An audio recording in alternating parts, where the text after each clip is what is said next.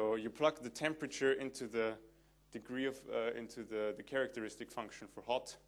You plug the rainfall into the characteristic function for dry. So, and you say that both of these constraints actually have to be fulfilled. So what you're looking at is a conjunction logically. So I'll tell you about how to define this conjunction later. But the point is that using this expression, you can actually select the degree to which X matches our intuition of being a hot, dry city. So you can simply order by that and say that you're only interested in stuff that's actually fulfilled. And then similarly, you can have an expression involving multiple cities. So in that case, we have a city X, a city Y. X is a small city, Y is San Francisco, and X is near Y. So that also translates into an SQL statement, and I'll tell you about the details of how this mapping is done later. The overall architecture of this is that, what's going on now? Okay, the overall architecture is that you start out with what I call a linguistic data model. So that's this guy up here. And then I built a couple of tools to work with that, but let's look at the linguistic data model first. That was the overall idea. So objects in your definition of a data model directly correspond to words and linguistic expressions. And I've come up with a linguistic data modeling language that allows you to actually come up with a data model in that way. So you declare a place here that will directly translate into an SQL table containing data about places. And then the place table will have an attribute latitude, longitude, it will have an attribute temperature. And within those declarations, you also give it lexical entries. So the idea here is that you use a word city to refer to any entity, to any record in the place table. You use words like hot or cold to refer to certain ranges of attribute values for the temperature attribute. And then similarly, you can have an ID. So the idea for our place entity would be a place name. So that could be a string that says San Francisco. And since we do an ID declaration here, the toolset will actually know that this will directly translate into a word. So that if you have San Francisco as a value in any of those attributes, then it will actually give the linguistic grammar a cue to say, okay, San Francisco is now a word in our language. And then you can have references. So in the place table, we will have to reference many other places when saying that one place is near the other. So that will translate into an associative table in SQL that has a primary key on the place, a foreign key on the place, and an attribute distance that tells it what is the distance between those two cities. And we refer to that attribute of distance by saying something like near. So that is this linguistic statement here. So this all starts out by a developer writing down this data model. And the idea of the linguistic data modeling language is really quite central to making this work because as far as the natural language processing stuff is concerned, there is always the issue of AI completeness lurking somewhere in the back. So this is a closed domain setting, and closed domain settings is, I think the best example is probably Shrewdloo, this 1970s robot. You can tell, you know, put the blue pyramid on the red box and then it will do it. And the idea very much in the 70s was that you can do something like that, have a robot that operates in a micro-world domain like the blocks world, and then those ideas will naturally scale into a real-world domain. But this scaling doesn't work because there's a knowledge engineering bottleneck there that in practice we can't really overcome. So what I've done here in terms of my tool set is none of my tools involve anything about places or distances or cities or buildings or whatever. It's really just general code that you can parameterize using the linguistic data model.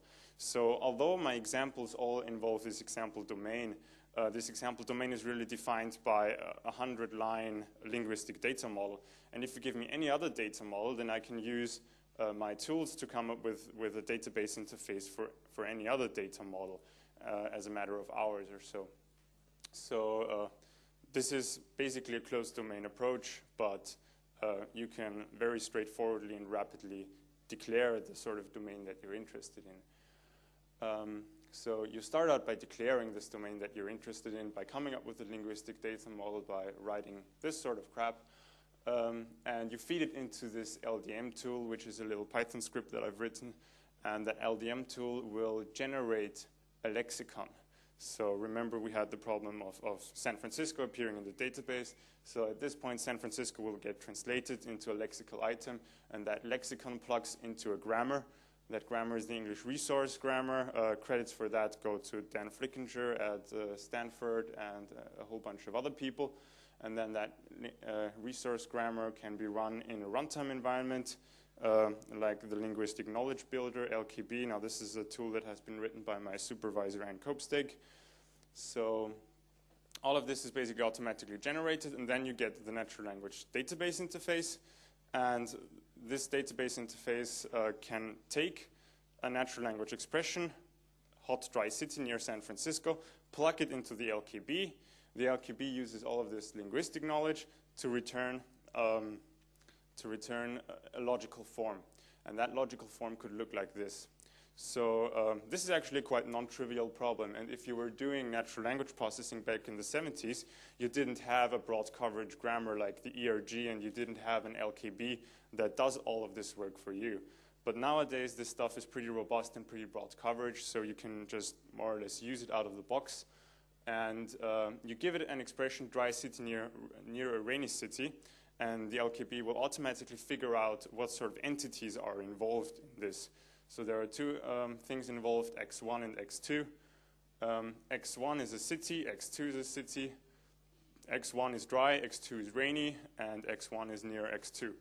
So that's very straightforward, this logical form. And we see that this naturally translates into what we have in the SQL statement. So X1 is dry, X2 is rainy, so this is basically just the same expression.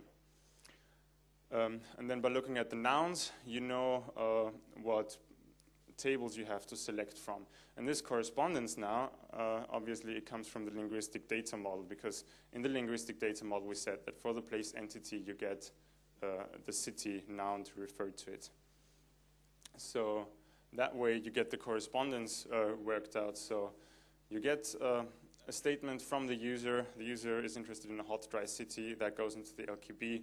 LKB returns a logical form. That logical form is translated into an SQL statement. The SQL statement is run against the database. That gives you some data, and the data is returned to the user. But there's one more aspect to this, which is that you have these characteristic functions, dry, near, rainy, stuff like that. So you have to work out what does dry mean in terms of the average rainfall in a city and so on. And this really leads into the linguistic part of this talk. And what we're interested in here is designing an experiment. So what we do is we ask yes/no questions to a couple of subjects. So if a city had a year-round average temperature of 12 degrees Celsius, it would be natural to call it a cold city, yes or no. If a skyscraper had 78th floor, it would be natural to call it a rather tall skyscraper, yes or no. And the way we ask these questions is sort of reminiscent of the game where someone thinks of a number in a certain range and the other person has to guess what the number is. So of course the way you do this is you do a binary search and you find the value.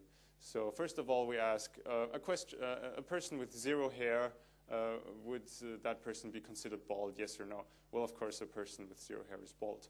A person with 1 million hair, is that person considered bald? Well, no. A person with 500,000 hair, is that considered bald? Yes or no? And then by asking those questions in a binary search fashion, you find two neighboring values in your data set that are actually answered with different answers, and then that gives you one decision boundary. So you do that for one person, and you find out where does that person draw the line between baldness and not baldness. And of course, that one decision boundary is not very meaningful in itself. But you do that with 20 persons, and then you can look at the distribution of how this works, and you can come up with the agreement function that I've shown you earlier, and from that agreement, you can determine the characteristic function. So let me just show you that slide once more.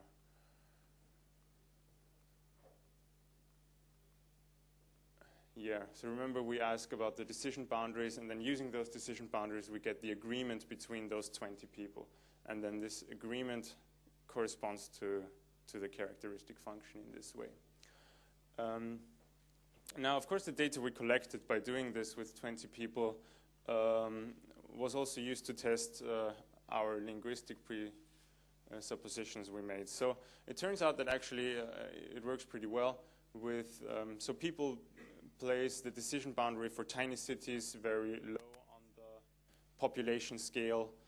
For huge cities, we get very high values. For big and small cities, we sort of get the same values, which is exactly what we expect.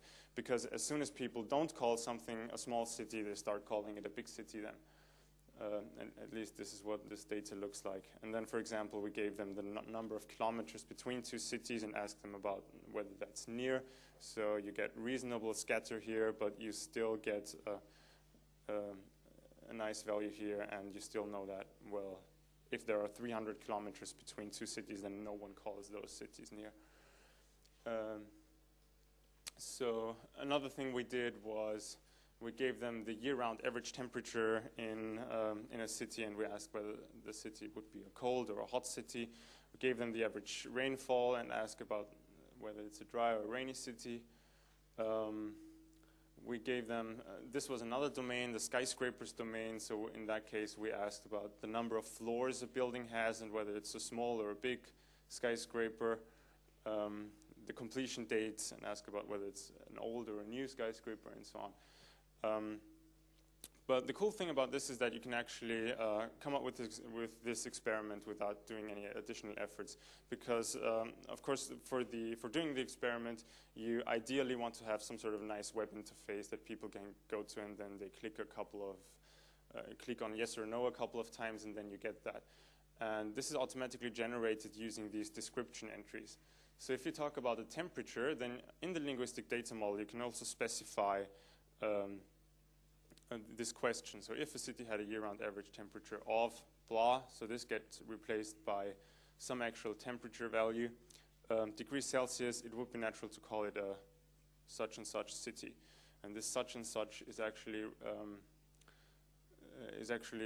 resolved using these generator entries, which basically act as a context-free grammar. So this is all automatically generated.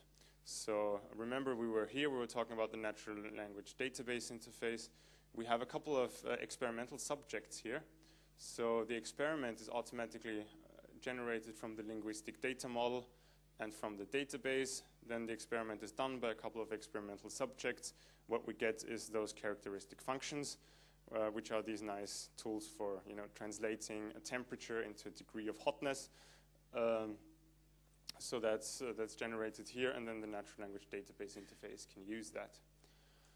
So in terms of the linguistic theory that we have about this, what can we say from our data? Well, first of all, membership can clearly be judged as non-increasing or non-decreasing.